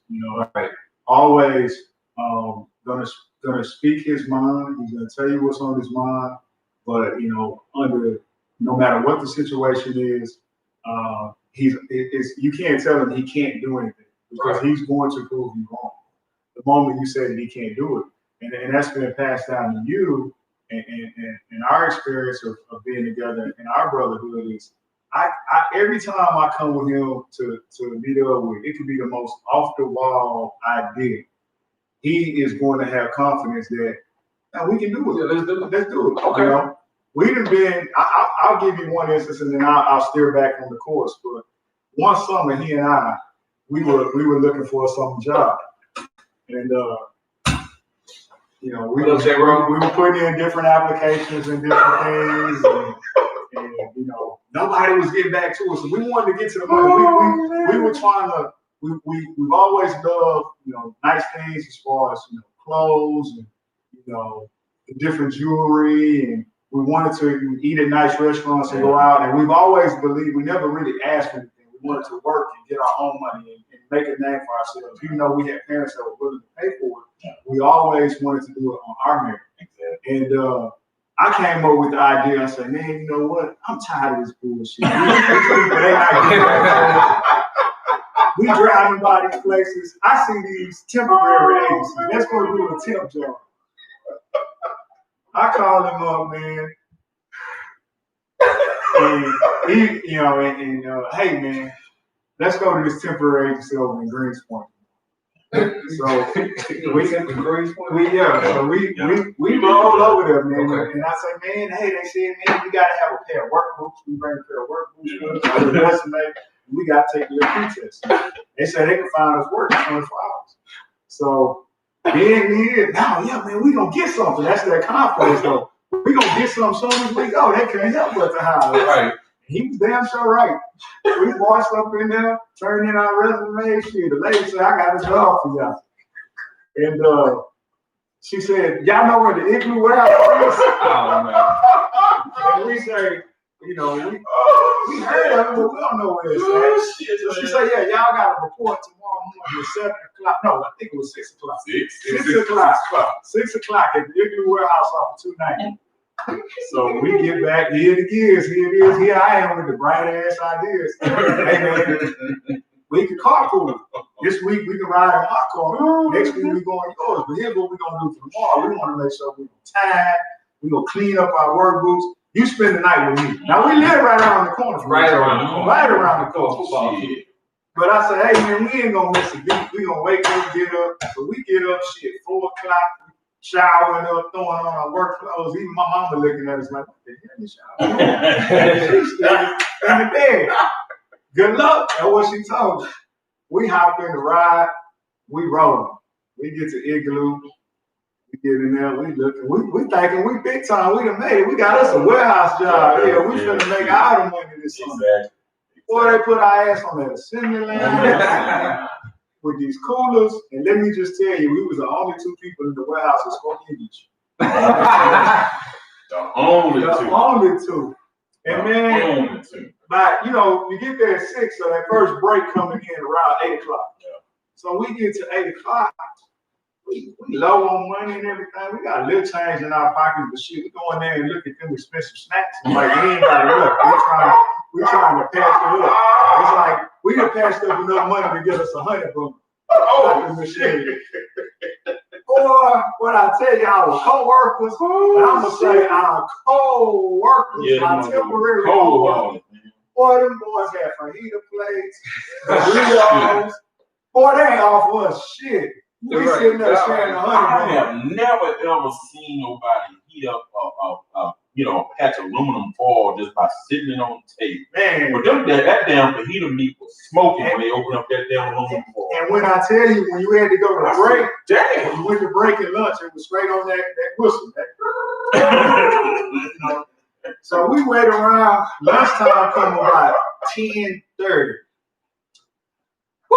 That assembly line busting our ass, boy. We hand and stuff. And then what they did was they separated us. I could see them, but I couldn't talk to them. I'm like, no, ain't nobody in my unit speaks English, and I don't speak their language. Shit, Mike. So we no communication. So I'm just sweating my ass off too. Ain't no AC in this damn You forget the index fingers ain't got no skin on. Ah, boy, destroyed, demolished. No, from us packing, you know what I'm saying, on the assembly line, putting the coolers off into the little sleeves that they had, the sleeve bags when they first brought them out. Yeah. Dude, we had no skin on our index. But let's just say if we'd have gave fingerprints that day, it would have been 8 bomb. all this shit was gone, man. Man. So as y'all can tell, and being a leader, I didn't follow them to this damn No, job. he did not. But shout out to Keith before you go. Shout out to Keith. Shout out to What's up, PG? What's up, Ralphie? Hey, but long story short, we figured out a way to sneak out of that warehouse at lunchtime. And we found a relative that lived close by, and we went and ate lunch at their home, and we decided not to report back to England. And so the next time we went to the temporary agency in Greenspoint, it was to pick up our check for the half a day. For the half day's work. Shit. Which we turned that into gas money to go get another. But going back to it, you know, he had the confidence to think that we could turn it into something more.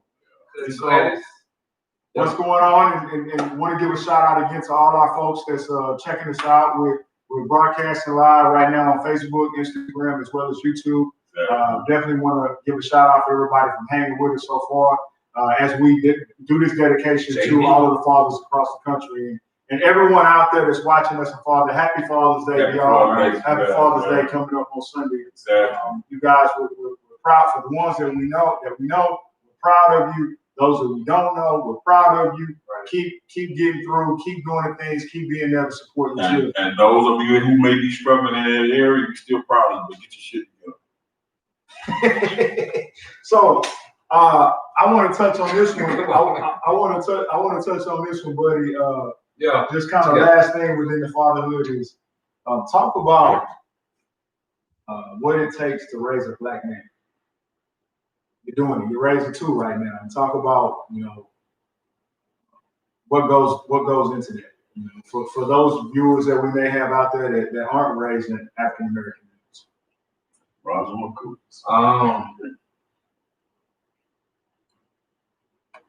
Takes a lot, I would think, And let's just say in the environment, right now what we're seeing in the world. So let me tell you this story.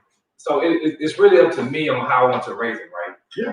It's definitely up to you. And even the hindrance or even the mindset I instilled in them. To where we were watching, this was funny. I just realized this a couple days ago. We were watching Family Feud with Steve Harvey. Okay, I thought I was going to say Richard Dawson. No, damn. With Steve Harvey. No, you're watching the old one. Tell me your age.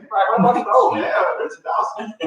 So, I don't know if it was Lynn Dawson. Yeah, you know the name. Richard Dawson.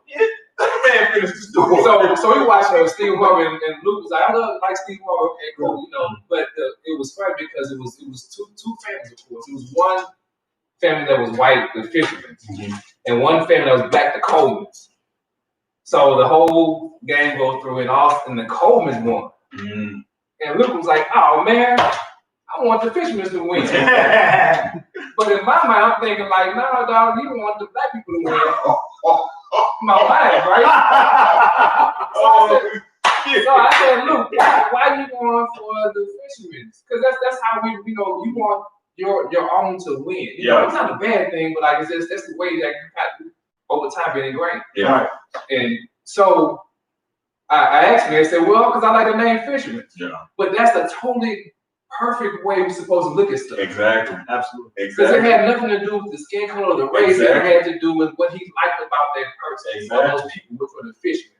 So in my mind, to check myself, like, I could have said, "Nah, look, you want to go for people who look like you," Exactly. but I didn't do that. And that's a good thing. So I had to catch myself, are you racist enough to say that? But like, I'm not. But it's just the stuff, the process you say in this time and age that we're going through. Just you got to catch yourself with. Exactly. So Check yourself. on the flip side, I can only imagine, like I said before, Morris Coughlin talked to where if I would have told him that, it would have been easy for me to say that, and then it was, but okay, Yeah. But on the flip side, if there was another race doing the same thing against the black people, then can you call them racist? But can you call me a racist at the same time by having that same opinion? Yeah. Now, I thought it, but I didn't do it, so that didn't put me in that same category because I didn't steer my child that way. direction. Yeah. So I said one thing in raising a black man now in this time and age, what I want to do is to alert him on what's going on, and like now he's seeing the stuff on TV.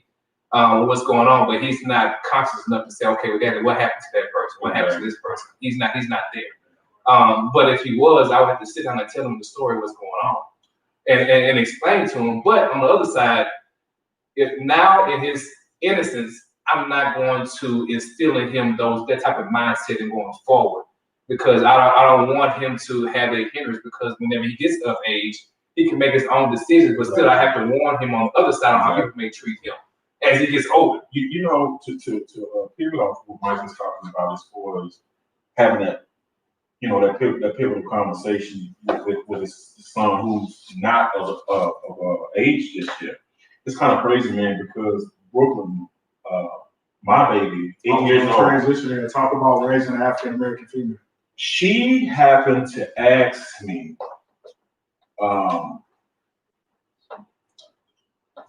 she asked me a question I don't think any of us necessarily have the direct answer for or to. My child asked me, Daddy, why did they hate us so much? Wow. And all I can say to my kid, man, is, baby, I don't know, and I don't even think that they know. I said, but however, this is what we're going to do.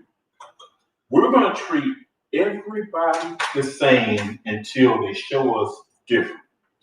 No matter the skin color, no matter the age, no matter the build, no matter the height, no matter the type of clothing that they wear, any of those things. Exactly. We're going to treat everybody the same until they show us something different. And with me raising my child, and her being a female, it's almost like you cannot avoid that conversation anymore of how to interact with the police when they come around. Because at once upon a time, it wasn't so in the face with the African American women. That's no longer the case, man. That's no longer the case. And things are, society has picked up and moved so fast and put things before kids, which especially with technology now, with kids, having access to the internet and various social media outlets. You have to have that conversation with them now, especially if they're intelligent enough to understand exactly where you're coming from. And if they're not, enlighten them as much as you possibly can. But my baby is well aware of what the social issue is right now today. But I also made her aware we're not going to piggyback and treat everybody any different because of their content. We're going to treat them how they characterize themselves and how they carry themselves and how they go about treating others. That's the way we're going to treat it. And even to continue what I was saying, like the next thing I would say is the confidence on knowing you belong where you have. Just talk to my son. Make sure you're qualified to where you're supposed to be. Exactly.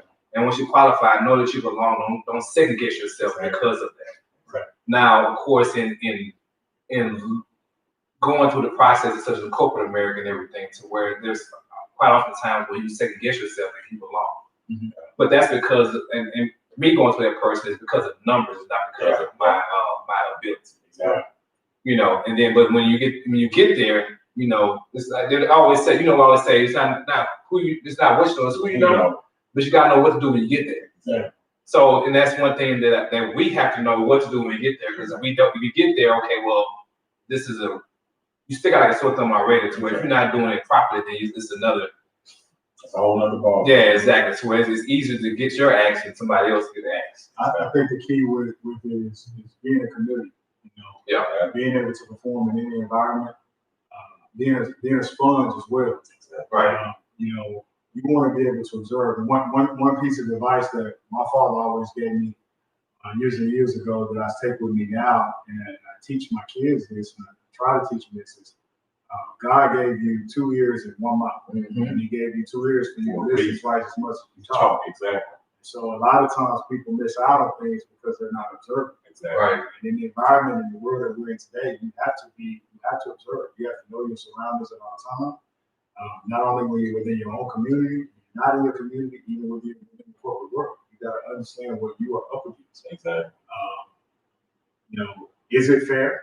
Do we get, you know, a fair shot at the game like everybody else? No. But it's very important to understand what you're up against and not use it as a crutch. Exactly. You know, you can't say,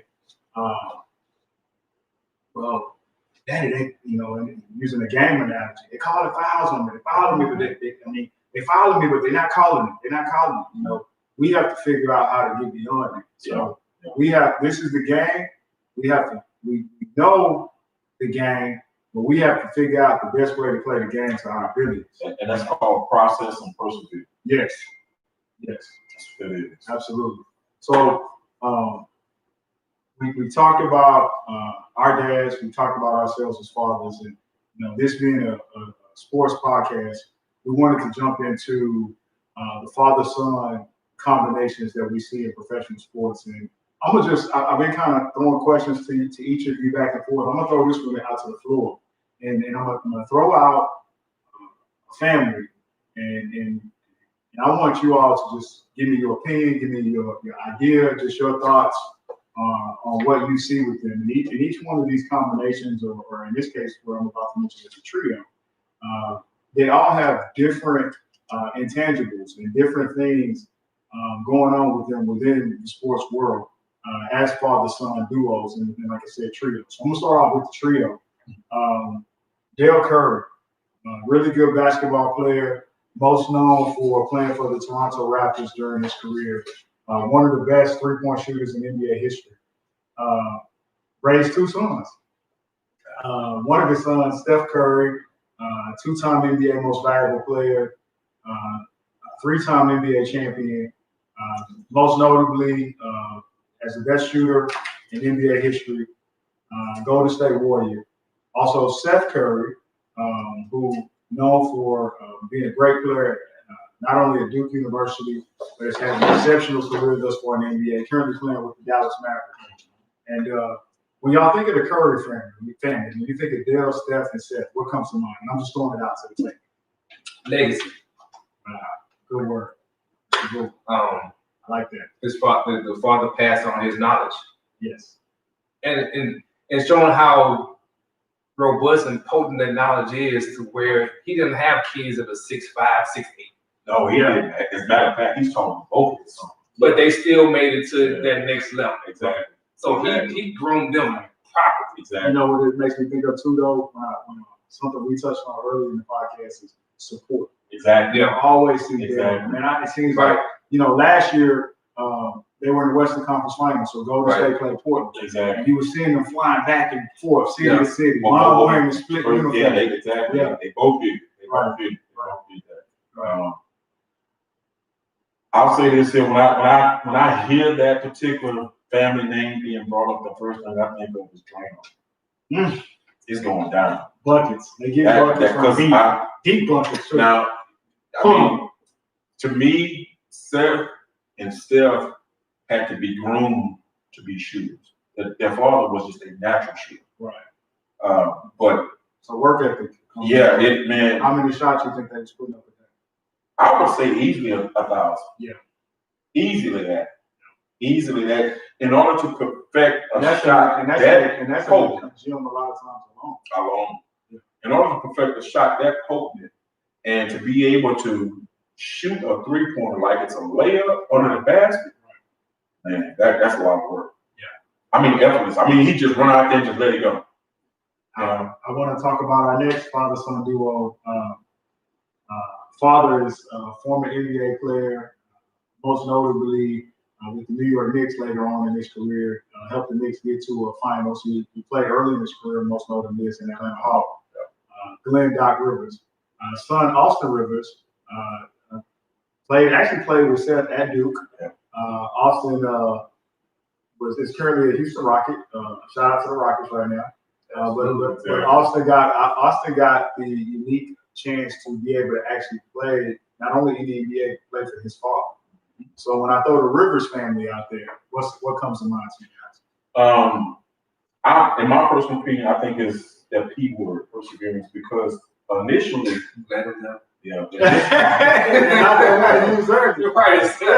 initially, Austin didn't have immediate success right off the bat. Right. I think he worked himself into a, I guess not necessarily a starter position, but he's getting, ample playing time. How tough do you think it was to play for his dad? I think it was very tough. Yeah. I don't think they just talked about enough. Yeah, I think it's very tough. I think it was harder for his father than it was for him. Really? Yeah. Tell me more about that. Because you don't, especially at that level, in showing you want your son to be successful, and everybody was looking at you, want your son to be successful. You know you have to do the right thing for the team. Yeah. And you think you have all the confidence in the world for your son to pull that playoff, and you want him to do it. Right. But it's that one dude on the bench that got that one more experience or that one more level up. Basically, he should be getting more playing time. Right, exactly. And you can't put him in. Right. That's why I think it'd be more difficult for him. But then Austin, he's the one who's trying to prove himself to his father in general, to his coach, right, which is the same person, and organization. Yeah. So he has different pressures with them. He does. But the person who's open to make the decision is his father, to where you got to deny your child the opportunity because you are doing your job and also rearing him in the right process, and also want to be successful in the league. We saw this come out in the media. So, how do you think the whole favoritism thing played out? Like, how much of a challenge was that for a father or son? He couldn't do it. As a matter of fact, he didn't do it. Right? He didn't do it. I think he gave Austin. He was accused of it. Yeah. Right. He was accused of it, but he didn't do it. From what I saw, he gave Austin blues like he gave Chris Paul or anybody else, or Matt Barnes when he was with the team blues about when they screwed up and they did something for him. So I didn't see the favoritism there, but I can understand that was a tough task to have to deal with day in and day out. And I want to talk about our next duo. So Joe Jelly Bean Bryant, former Houston Rocket as well, but played the majority of his career overseas. Yes. And father of the late great Kobe Bryant. We lost Kobe earlier this year. Rest in peace, Kobe. Much love to the Black Mama. Exactly. But I want to take it from the perspective of Kobe was a unique athlete, and what I'm talking about is not between the white lines of the court. I'm talking about outside of the court. And I want to pose a question of when you see that relationship and the things that Kobe endured and what he was exposed to playing in several, not playing, but actually, being with his father as his father played in many different countries. And the impact that had on him and his career. Just when you think about the Bryant family, what comes to mind? Because, it's hard for me to answer this question, but I can assume because of what Kobe was. Like, I remember seeing Jelly Bean play on highlights of it, but like, of course, back then you know about the private life of what was going on. And to see how much better the son was than the father. Right. Wow. So I think it was, if I had to use one word to them, I would say, not one word, but a short phrase would be, I think Kobe was developed mentally. Yeah. Yes. And I think his father prepared him mentally. Yes. To where he was a head case. So you got to be mental in that and going forward, because he was a head case, but that made him successful. Yeah. Like we did the courage, the legacy. He passed on the proper process, but mean, I don't think that they're head cases, but like, I think too, in Kobe traveling around a lot, he was always by himself. So you got to make sure you're the best person, Right. Exactly. All the time. He got to see things that most kids don't get to see. Exactly. So it's and of course, I think for me, thinking and what I would do, it will be, you have to be that leader. Yeah, exactly. You got to go work out by yourself. Exactly. You got to do this by yourself in order to achieve that number Exactly. where you want to go. Exactly. And I think that's what he instilled into him. I don't know. I ain't talked to him. But when I started looking in, that's absolutely. I think you're right. I think you're absolutely right on that. I know when I think of that, father-son combo, Maybe the first thing that comes to mind to me is embracing. Because Kobe didn't wait. He presented himself to the NBA. He presented himself to the world. Although he didn't have immediate success right off the bat, he was abrasive. He didn't wait for anybody to give him anything. He took charge. I remember him missing all those shots in Utah. Yeah. He missed many shots, and they rolled him for it. In the playoffs. Yeah, they rolled him for it. But man, what a turnaround he had the next year when they played them. He annihilated their asses. So he was abrasive. He didn't wait. He was boastful, he was brash, but he done it with a play that his style of play was very, very cocky. It wasn't going to wait on anybody. He was going to take control. The teammates could follow his lead if they wanted to, or they could choose to do something else. how would you describe TJ? We talked about early confidence, man. Edel just touched on it. This was very early on in his career where he had the situation where he was in the series against Utah and shot the air balls and he kept putting the shots up. Yeah. So usually people will shy away from that. He to the very end. When we think about the last game, bro. His last game of his career, 61 points. Yeah. He got all the stars. He's got. Let's just face it. If everybody was watching that game that night. And I remember that game as being a late game. That wasn't an early game. That was a West Coast game for us here at Central Standard Time. Everybody's watching that game. It was a meaningless game. It was a Laker team that wasn't going to the playoffs. The Utah Jazz, I believe, didn't even go to the playoffs that year. Yeah. But everybody was on every single shot that he took. And he was still confident after having multiple knee situations, multiple Achilles situations. He's still putting up the shots and still doing everything to where this guy does his he ends up doing the press conference later on, but he does his final interview on the court at the Laker logo and dropped the mic. Mm-hmm. But that was the confidence that we saw in him, not only on that night, but from day one when he stepped into the NBA as a kid coming out of high school. So that has to go back to his father. Right. That's his dad instilling that confidence in him. He probably had to endure some tough times, up and down times, living in these countries where he's not seeing very many people that speak like him or look like him, Exactly. That could actually hurt your confidence. Right. So again, he engulfed the culture too. Yeah. He learned how to speak multiple languages, which made him, adapt a lot faster and pick up things a lot faster. Again, that's why I said he's embracing. I want to highlight our next duo and LeBron, King James. I found out about this guy, maybe he was a junior in high school, 16, 17 years old at the time. LeBron James was the cover boy for not only Sports Illustrated, but for ESPN at that age. And what we, at this particular time, the pressure that was put on an athlete that was coming straight out of high school that was considered the next big thing, people were falling off. One name that comes to mind for me during that era was Felipe Lopez. Oh, yeah. Felipe Lopez was the Can't-Miss kid coming out of New York. He was St. on John's. St. John's. He was on the front cover of Sports Illustrated. And so I even had doubt. So what I'm saying, I'm like, this kid, he gonna get to the NBA and he ain't gonna be what they all say he's gonna be. And and it still sticks in my mind. His very first game, I'll never forget, playing the Sacramento Kings in Sacramento. And I saw him at that time, he was supposed to be a boy among men, but that day he was a man among boys, and these were grown men in the NBA. And so my ultimate point is there was a lot of pressure on LeBron James coming in, and he has stepped up and faced that adversity, faced that pressure, and stepped right to it, and has had one of the most successful NBA careers to where now, people are having a great debate on is he one of the greatest of all time.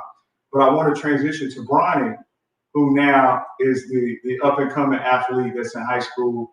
And so what is that pressure like, fellas, when your father is LeBron James? You're Bronny James, and you're coming into this thing, and knowing your dad was under all this pressure and has succeeded. And right now he is, I don't think that this is debatable. I will say LeBron James right now is the most recognized athlete, period, in the world. Yeah. Easily that. Yeah. So what when we think of Bronny and all of the things that are being, because we've seen it, we've seen it Michael Jordan shit, right? And it seems like Bronny is succeeding. It does. Well, you know what? I think he's succeeding in meaning the game. Yeah, well, just in life, because the pressure's on really not getting to him. Yeah, he's, and I would like to think that that's his father, and I definitely don't want to my ladies that's out there, I don't want to take anything away from his mother, because I know his mother is an integral part of his life as well. But from a father-son aspect, like, what type of role do you think LeBron has in what's going on with Bronny right now? I think he plays a pivotal role, even though he's due to COVID-19, he's not that limited. He's there basically every day now, but he plays a major role. I think Bronny looks at his father and see how his father has handled the pressure and criticism, and he's like, well, basically, my dad has taken heat off of me. We talking about a kid that's in the 9th grade. He's starting at a prep school. Yeah. Well, he's not starting, but he's getting quite a bit of playing time. Yeah, he moved to California. Exactly. He made a move from Cleveland to California, and he's actually doing well. A lot of people wouldn't say that a person who averages 6 points a game and less than 1 rebound and less than 2 assists a game that's not doing well. But actually he is. You got to realize the kid is only 14, 15 years old in 9th grade, playing with guys that are 5-star recruits. You know what I mean? So I think LeBron has taken a lot of pressure off of Bronny. A lot. I think he put a lot of it on him. Just because who he is. Yeah. And where cool LeBron is, like, what was your expectations when Jordan's son came out? We thought that he was going to be the next Jordan. Right. Yeah. Exactly. So why wouldn't you think the same thing about LeBron? Personally, I didn't, because when they showed them playing in high school, they were real stubby kids. I didn't get that from them. Bronny, on the other hand, is a different story. You can see he's going to hit a growth spurt. He's already hit one already. He's going to hit another growth spurt. Now, is he going to be the talent that his father is? We don't know that. That remains to be seen. But at this particular junction, but I don't think LeBron's putting the pressure on him at all. He may be explaining to them how to handle it. That's what I was saying. But I think you were right, though, with your previous comment, because there is pressure that comes along with not anything that is necessarily LeBron's fault, but it's a pressure because of your father's success. Right. I even think back to our own fathers. How many times did you put pressure on yourself because you wanted to live up to that expectation of what people thought about your own father? And it doesn't have to be a famous athlete. It's just day-to-day life. If your dad has looked at somebody as a positive person and everybody in the community loves him, they're going to expect that from you as well. Exactly. Right. Yeah. Don't speak about asshole. Now, if your dad is an asshole, then they say Apple ain't gonna fall for it. Right. If your dad is an asshole, you just toilet paper. Yeah. Prime example. I ain't gonna say no names.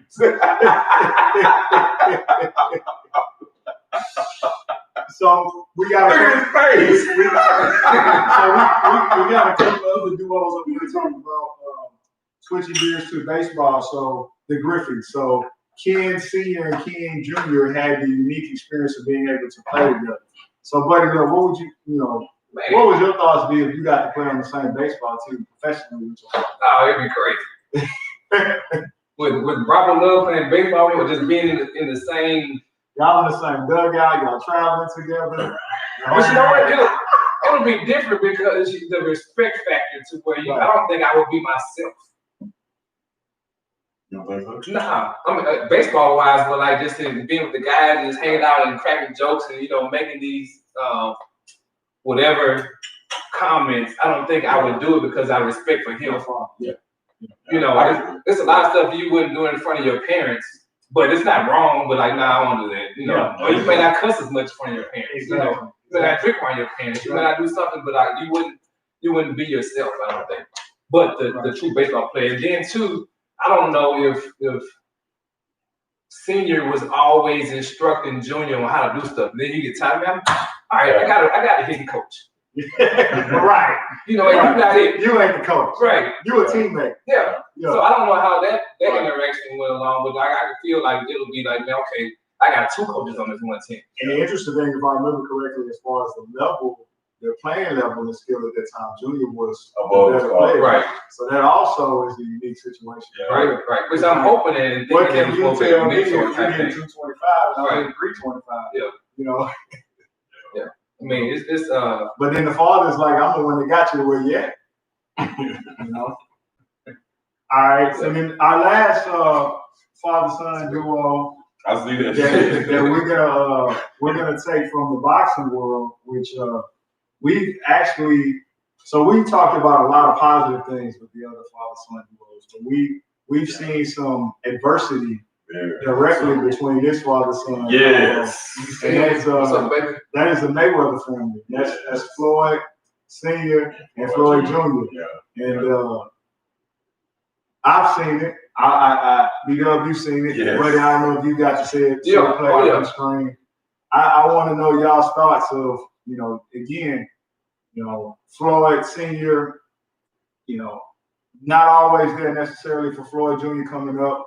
I don't want to not mention Roger Mayweather, his uncle, who was there when father wasn't there and has been in his life for a long period of time. But to see these athletes, multi-millionaires, right? Right. But to see what we see within our community play out on the screen, what did you think about that? What are your thoughts when we say the Mayweather family? Passionately intense. Wow. Good one. Because both Junior and Senior are extremely competitive.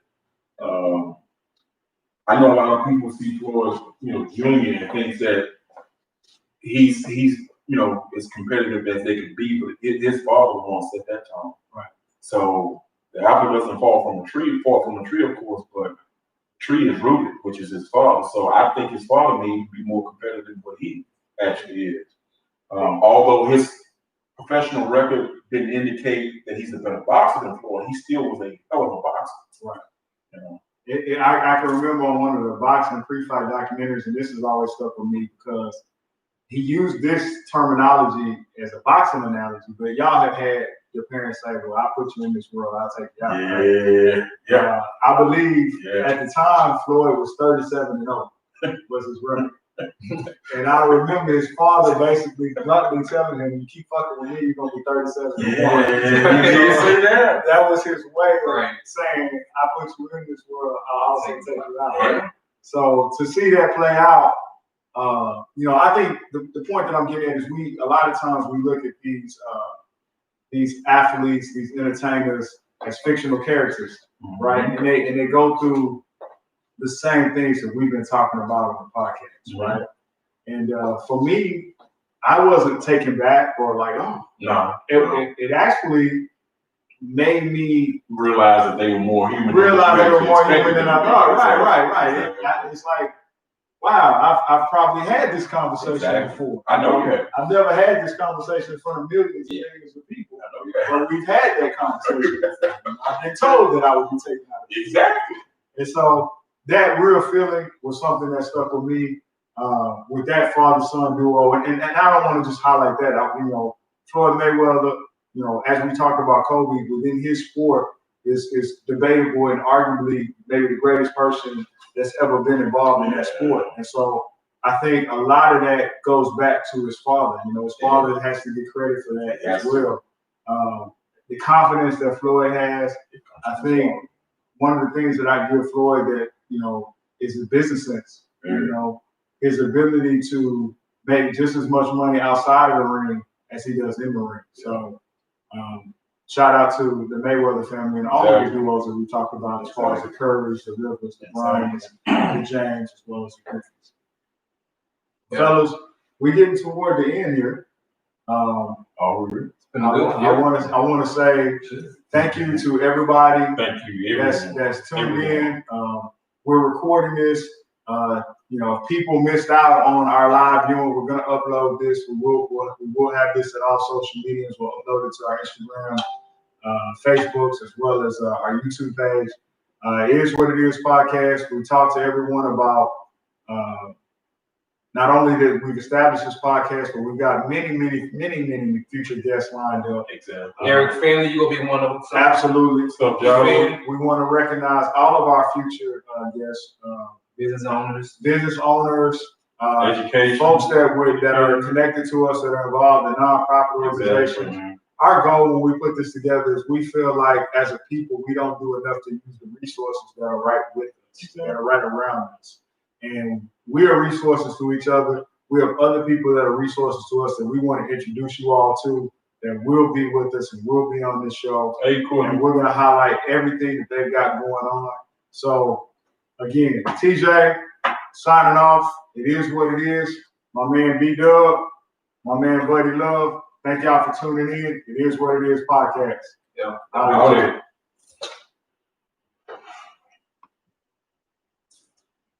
That was cool. Good first.